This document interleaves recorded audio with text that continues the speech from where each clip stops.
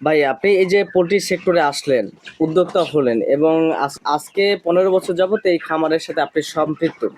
সেক্ষেত্রে কি আপনি এই খামার করার জন্য কিংবা এই খামারকে এগিয়ে নিয়ে যাওয়ার জন্য কি কোনো সরকারি কোনো অনুদান প্যাকেজ বা প্রণোদনা প্যাকেজ, কোনো সরকারি কোনো অনুদান সহযোগিতা এইভাবে কি পেয়েছেন আপনি?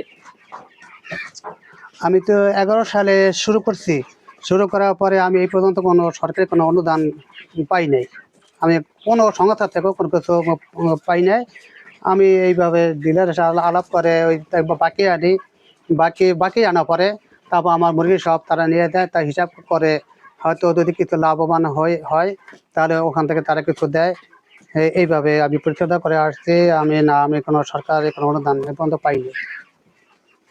ঠিক আছে, আপনার এই পোল্ট্রি ফার্মের উত্তরোত্তর সাফল্য কামনা করি এবং আপনি এগিয়ে যান এভাবে। পোল্ট্রি সেক্টরকে আরো অগ্রগতি দিয়ে বাংলাদেশকে স্বাবলম্বী করে তুলেন, সেই সাথে সাথে আপনারও অর্থনৈতিক স্বাবলম্বী হোক সেই প্রত্যাশা রইল। আপনি ভালো থাকবেন, ঠিক আছে? যে আমার একটু প্রশ্ন, যদি সরকারি এরকম আর্থিক সাহায্য থাকে, যেটাকে বলা হয় ওই যে মানুষ অনেক কিস্তি আনে বর্তমানে এনজিও সংস্থা থেকে, আমি তো তাদের সাথে জড়িত হই নাই এবং আশা করি মৃত্যুর আগ পর্যন্ত হইবও না তাদের সাথে জড়িত। আর্থিক সহযোগিতা যদি সরকারের কাছ থেকে দিতে পাইতাম তাহলে আমি অনেক আপনাকে মানে সাবলম্বী দিতে পারতাম। এই যদি আমি সরকারি আর্থিক সহযোগিতা যদি কিছু পাইতাম, সরকারি আর্থিক সহযোগিতা যদি আমি পাই, তাহলে আমার খামারটাকে, আমি এখন একটি খামার আছে, এটারে বড় করে আমি আরেকটা খামার দিব।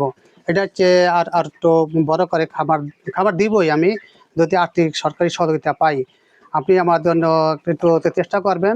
যদি আমি সরকারি অনুদান পাই, আর্থিক সহযোগিতা পাই, যদি আটটা খামার আমি দিতে পারি, তাহলে আমাদের গ্রামের না, শুধু আমাদের নাপারি ইউনিয়ন আছে, যারা যুবক ভাইরা আছে অনেক, এখন বেকারত্ব, শিক্ষিত কিন্তু হচ্ছে চাকরি নাই, আমি তাদেরকে তাদের একটা কর্মসংস্থান করে দিব। এটা আমার অনেক প্রচেষ্টা থাকবো। ঠিক আছে, আপনার এই প্রচেষ্টা সফলতা পাবে সে দোয়া রাখি।